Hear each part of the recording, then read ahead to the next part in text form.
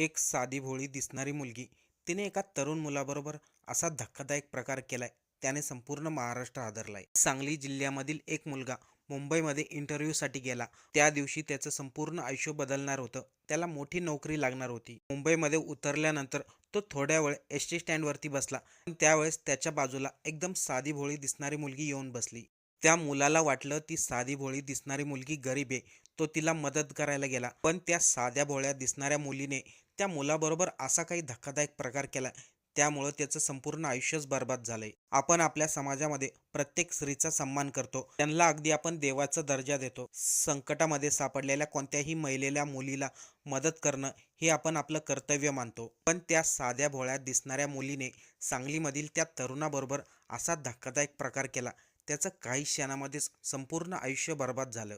त्या S T स्टँडवरती असणारे सर्व लोक हैराण झाले होते. जेव्हा पोलिसांनी त्या साध्या भोळ्या दिसणाऱ्या मुलीचं खरं सत्य सांगितलं, त्या मुलीने केलेला प्रकार इतका धक्कादायक होता, त्यामुळे संपूर्ण महाराष्ट्राची झोप उडाली. जेव्हा हा व्हिडिओ सोशल मीडियावरती व्हायरल झाला, तेव्हा लोकांनी याच्यावरती संताप व्यक्त केला. संपूर्ण महाराष्ट्रामध्ये हा व्हिडिओ प्रचंड व्हायरल झालाय. गरीब कुटुंबातील मुलगा जो आपल्या शिक्षणाच्या जोरावरती मुंबईमध्ये मोठ्या पदावरती नोकरीला लागणार होता, पण त्या साध्या भोळ्या दिसणाऱ्या मुलीने त्याच्याबरोबर असा भयंकर प्रकार केला, त्यामुळे त्या मुलाचं संपूर्ण आयुष्यच बर्बाद झालंय. तो मुलगा तर आपली लहान बहीण म्हणून तिला मदत करायला गेला, पण त्या मुलीने त्या तरुणाला मोठा धोका दिला. नेमकं एस टी स्टँडवरती त्या मुलाबरोबर काय घडलं, त्या साध्या भोळ्या दिसणाऱ्या मुलीने नेमका असा काय प्रकार केला ज्यामुळं त्या मुलाचं आयुष्यच बर्बाद झालंय. तेव्हा त्या मुलाने पोलिसाकडे त्या मुलीबद्दल तक्रार केली, तेव्हा तिचं भयंकर सत्य उघड झालं. नेमकं ती मुलगी होती कोण, तिने असं त्या तरुणाबरोबर काय केलं ज्यामुळं त्याचं आयुष्य बर्बाद झालंय, चला सविस्तर या व्हिडिओमधून आपण पाहूया.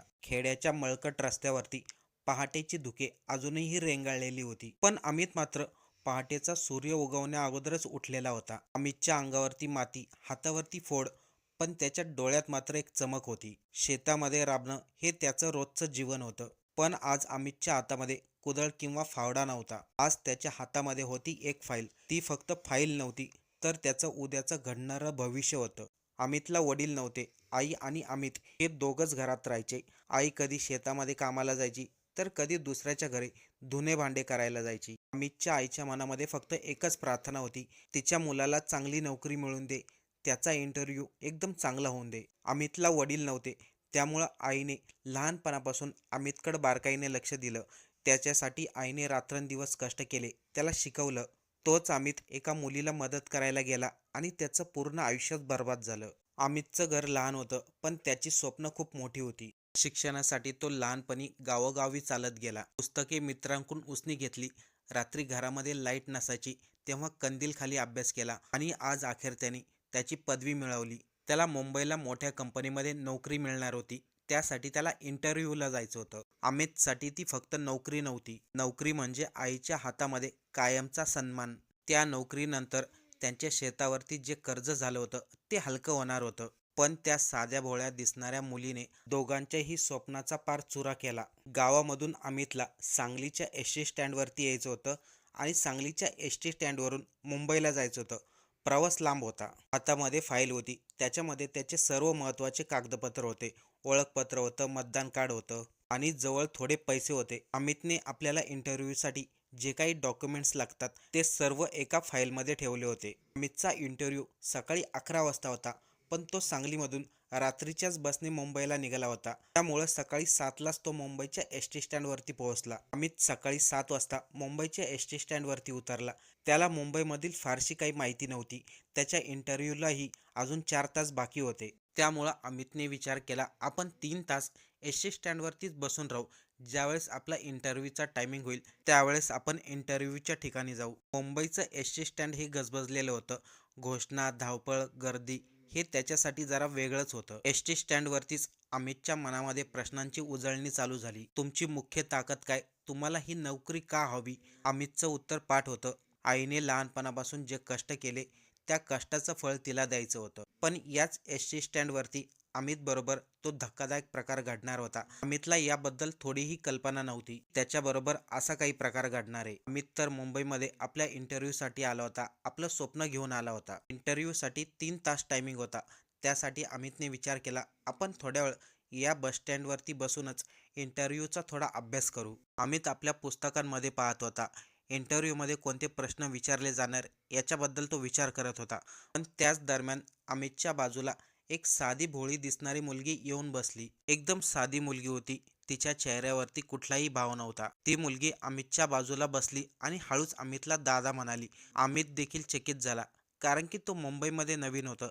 गावामध्ये त्याला कोणी दादा म्हटलं तर समजून घेतलं असतं, पण मुंबईसारख्या ठिकाणी एक मुलगी त्याला दादा म्हणते म्हणून तो भावनिक झाला. त्यावेळेस अमितने त्या मुलीला विचारलं, काय झालं?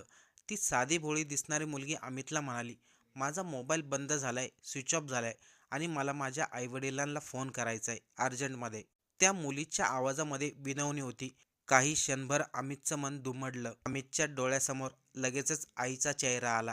त्याला आईचे ते शब्द आठवले, कोणाला मदत करायची तर कर, पण जपून कर, स्वतःकडे लक्ष दे. अमितला असंही इंटरव्ह्यूला जायचं होतं आणि त्याच्याकडे टायमिंग भरपूर होता.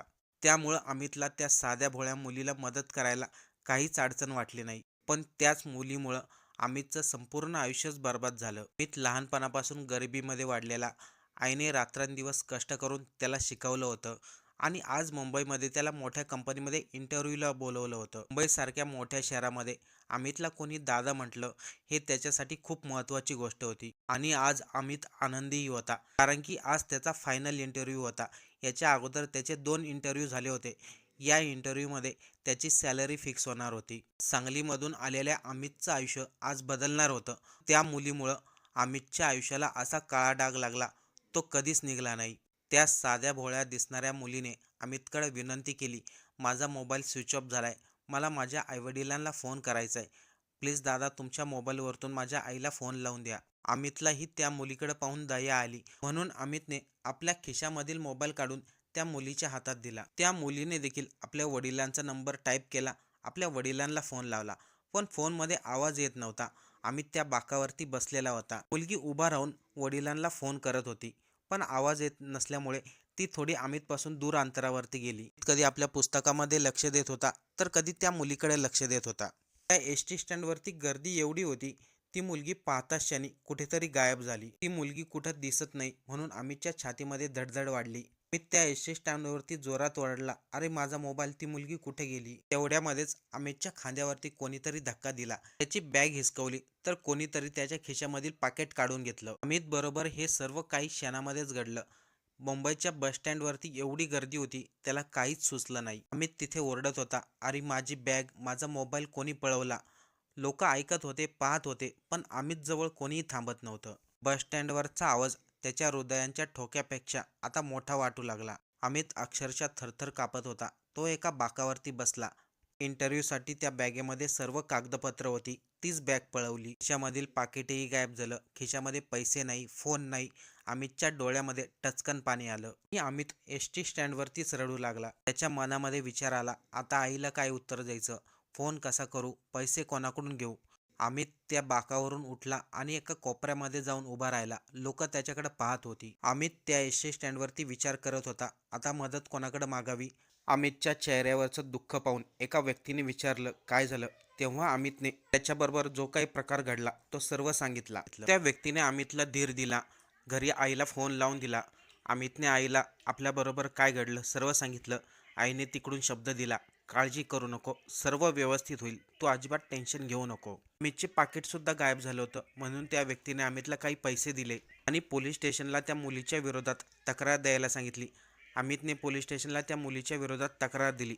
पण आज अमितचं आयुष्य पूर्णपणे संपल्यासारखं झालं होतं, कारण की त्याची महत्त्वाची डॉक्युमेंट्स, त्याचा त्या कंपनीमध्ये होणारा इंटरव्ह्यू, सर्व काही अपूर्ण राहिलं होतं. हे एक जिवंत उदाहरण आहे. बाहेर कधी दुसऱ्या शहरामध्ये गेले तर कोणत्याही व्यक्तीवरती पटकन विश्वास ठेवू नका. समोरच्या व्यक्तीला मदत करायची असेल तर आपल्या बुद्धीचा वापर करा, त्यानंतरच त्याला मदत करा.